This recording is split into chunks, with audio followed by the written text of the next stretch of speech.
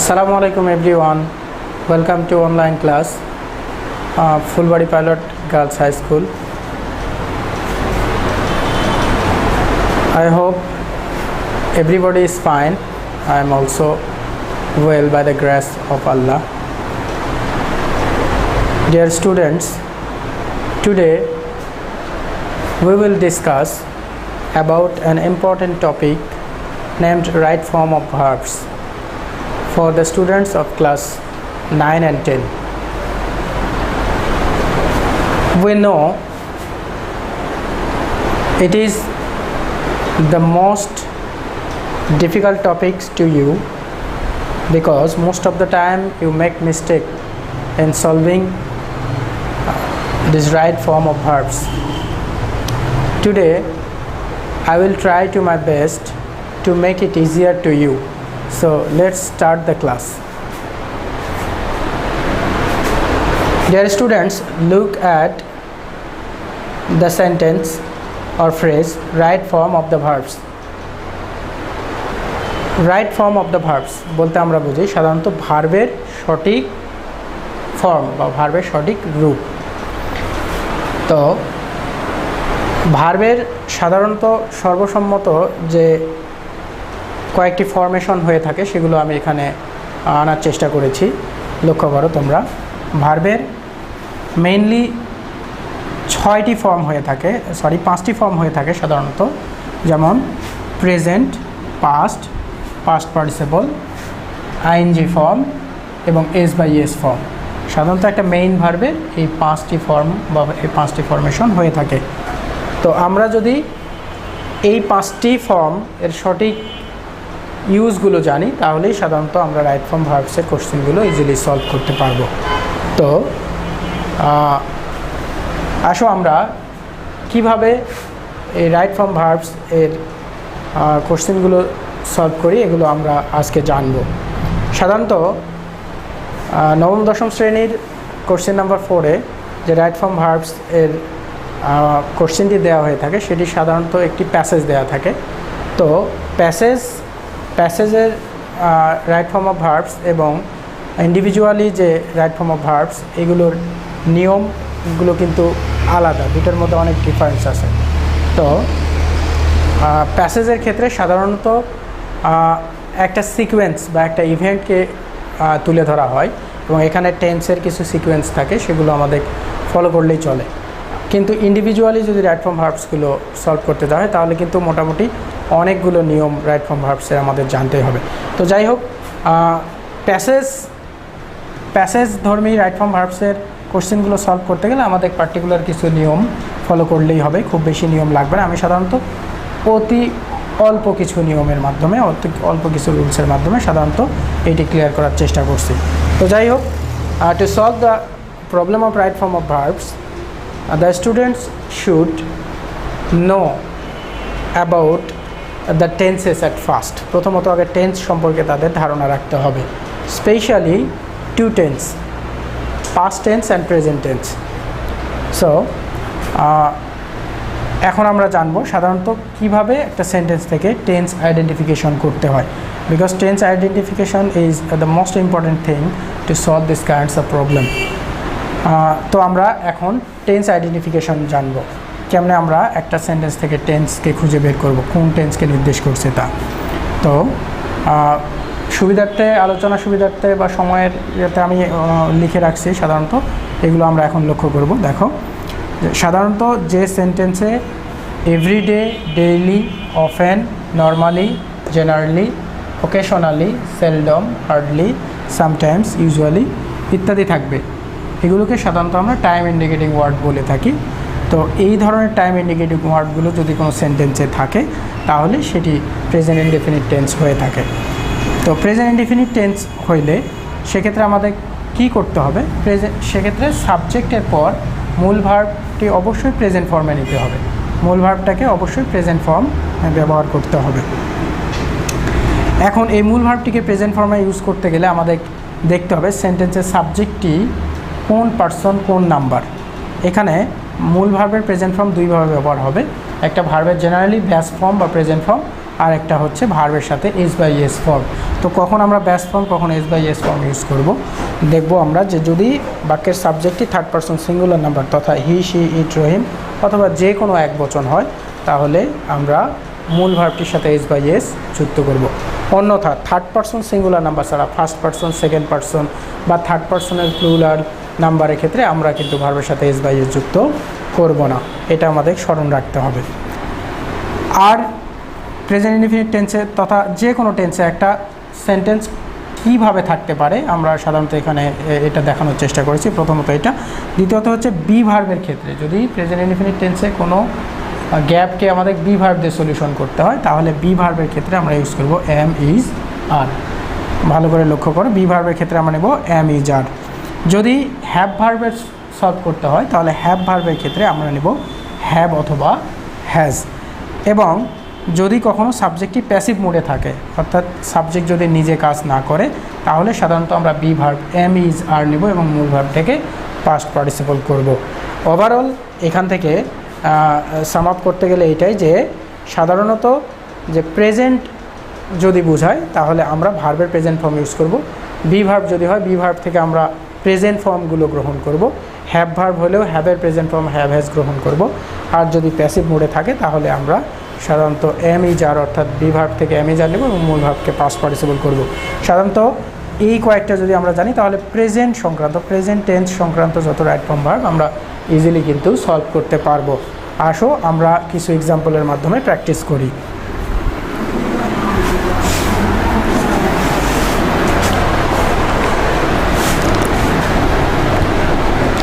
First example,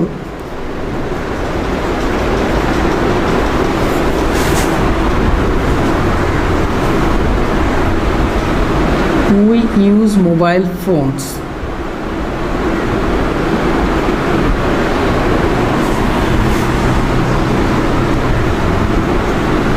in our daily life.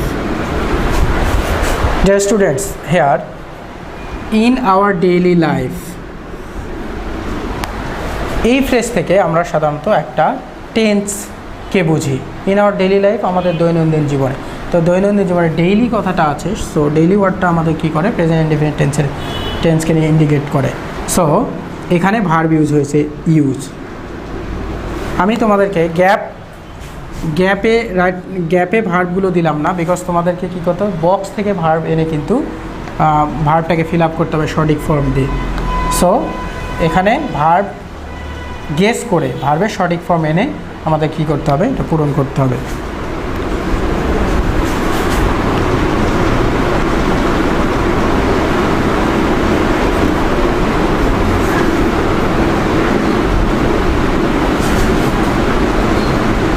Next example, she normally dash up late in the morning. ভার্বটা একটু guess করো তো কী হতে পারে। এখানে একটা ওয়ার্ড আছে নর্মালি, নর্মালি আমাকে বলে দেয় এটা কোন tense, present indefinite tense. Yes, present indefinite tense. Then ভার্বটা কী হতে পারে, ভার্ব কিন্তু আমাদের কী হবে অবজেক্ট এবং সাবজেক্টের সঙ্গে অবশ্যই সামঞ্জস্য রেখে একটা ভার্ব আনতে হবে, যেটা মিনিংয়ের দিক থেকে হবে, গ্রামাটিক্যালিও এটা কারেক্ট হবে। তাহলে she normally dash up late in the morning, তাহলে অবশ্যই এখানে ভার্ব হবে গেটস আপ। তো আপ আমাদের দেয়া আছে, তাহলে আমরা পাচ্ছি কি গেটস, বিকজ ঘুম থেকে ওঠা এ ধরনের একটা ভার্ব এখানে চাওয়া হয়েছে। এবং বাক্যের সাবজেক্টটা third person singular number he, আমরা জানি হি, শি, ইট, রহিম, করিম অথবা যে কোনো এক বচন থার্ড পারসন সিঙ্গুলার নাম্বার হলে এবং প্রেজেন্ট ইনডিফিনিট টেন্স বুঝাইলে আমরা সাধারণত কী করি ভার্বের সাথে এস বাই এস যুক্ত করি। সো এখানকার ভার্বটা আমরা পাচ্ছি গেটস। আমরা আরও প্র্যাকটিস করি।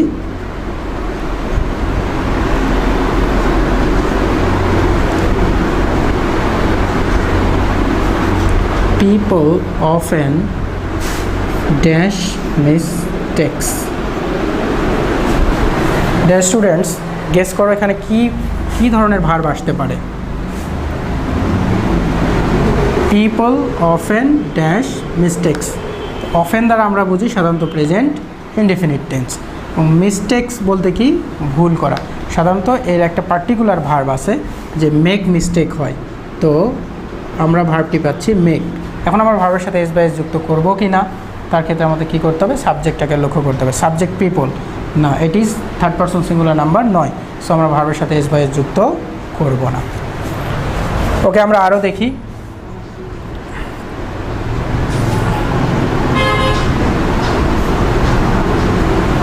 ম্যান বি মর্টাল, সে গ্যাপে ছিল বি, আমি বি বলে ফেললাম, বি বলাটা আসলে এখানে অনুচিত।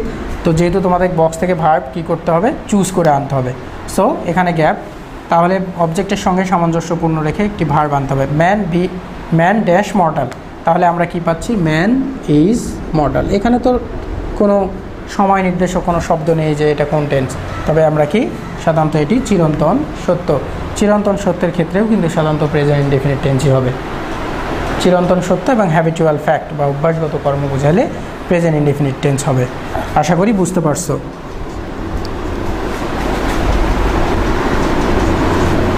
Next example, water dash no colour.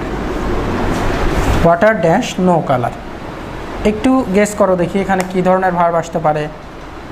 Water dash no colour, পানি এখানে আছে কোনো রং, তাহলে পানির কোনো রং নেই।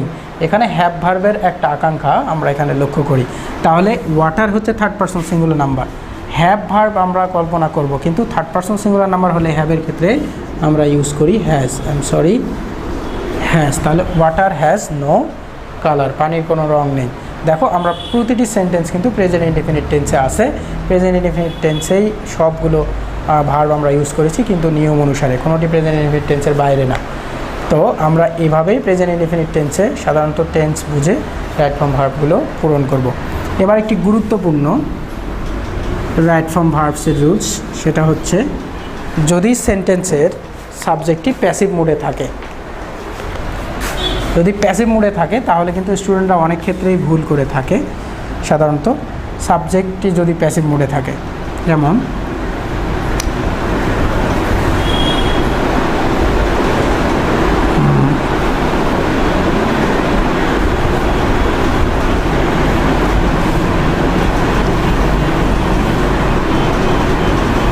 আচ্ছা, এই ক্ষেত্রে আমি একটি ভার্ব তোমাদের দিয়ে দিচ্ছি।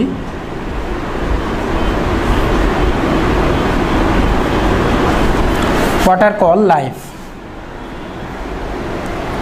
কিভাবে একটি সেন্টেন্সের সাবজেক্ট প্যাসিভ মুডে থাকে, জেনারেলি সাবজেক্টটি ইম্পার্সোনাল হতে পারে, অথবা এমন একটি সাবজেক্ট যেটা তার পরে ব্যবহৃত ভার্বটি সম্পন্ন করার ক্ষমতা রাখে না। এই ক্ষেত্রে সাধারণত আমরা বুঝবো যে সাবজেক্টটি প্যাসিভ মুডে আছে। সেক্ষেত্রে আমাদের কী করতে হবে, আমাদের রুলস জানা আছে যে প্রেজেন্ট ইনডেফিনিট টেন্সে প্যাসিভ মুড বুঝাইলে আমরা কী করব, বি ভার্ব হিসেবে এমইজ আর নেব এবং মূল ভার্বকে পাস্ট পার্টিসিপল করবে। সো আমরা পাচ্ছি ওয়াটার ইজ, কলের পাস্ট পার্টিসিপল হচ্ছে কল্ড, দেন আসছে লাইফ। তাহলে পানি জীবন বলে এমন না, পানিকেই কি বলা হয়, জীবন বলা হয়, এরকম। সরি, আমরা আরও এক্সাম্পল দেখব। সো সরি,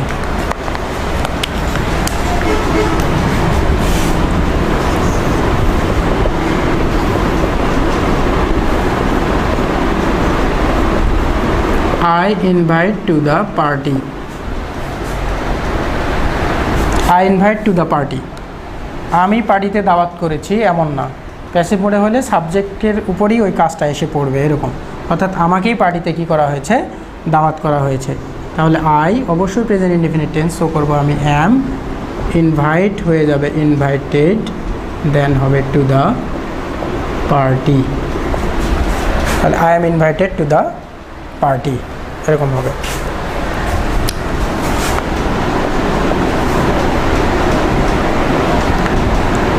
দেন এরকম থাকতে পারে অনেক সেন্টেন্স। সরি, আমি একটা সেন্টেন্স, এটা ইম্পর্টেন্ট একটি সেন্টেন্স, সেইটা দিতে চাই, যেটা দিয়ে আসলে অনেকটা ক্লিয়ার হয়ে যাবে যে প্যাসিভটা আসলে কেমন।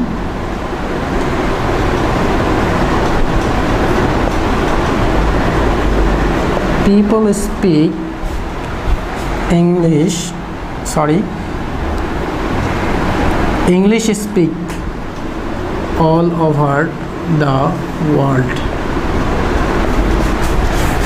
তো দেখো যে ইংলিশ স্পিক, এখানে সাবজেক্টটি হচ্ছে ইংলিশ, এমনি থেকে ইমপার্সোনাল। দেন এখানে একটা এমন ভার্ব আছে যেটা পার্সোনাল সাবজেক্ট ছাড়া করতে পারে না, এরকম। স্পিক মানে কথা বলা, তাহলে এখানে ইংলিশ কথা বলে না, বরং ইংরেজিতেই কথা বলা হয় সাধারণত। সো এখানে বোঝাই যাচ্ছে যে সেন্টেন্সের সাবজেক্টটি প্যাসিভ মুডে আছে। সো এটাকে কি করতে হবে, প্যাসিভ মুডে করতে গেলে আমরা পাই English is spoken all over the world. English is spoken all over the world, এর অর্থ হচ্ছে গোটা বিশ্বে ইংরেজি কি কথিত হয়। তো ডিয়ার স্টুডেন্টস, আশা করি তোমরা আলোচনাটি বুঝতে পেরেছো। সাধারণত আমি সাম আপটা করে দিচ্ছি, সেটা হলো যে রাইট ফর্ম ভার্বস সাধারণত একটা প্যাসেজ অনুসারে থাকবে, প্যাসেজ দেওয়া থাকবে। প্যাসেজের ক্ষেত্রে অবশ্যই কি কোনো না কোনো টেন্স বা টেন্সের সিকোয়েন্স কি থাকবে, বজায় থাকবে। এক্ষেত্রে আগে থেকেই আমি একটা কথা অ্যাগ্রেসিভলি বলে দিচ্ছি, সেটা হলো প্রেজেন্ট টেন্স এবং পাস্ট টেন্স, এই দুটি টেন্স যদি ভালোভাবে জানা যায় তাহলে কিন্তু রাইট ফর্ম ভার্বসগুলো ইজিলি সলভ করা সম্ভব।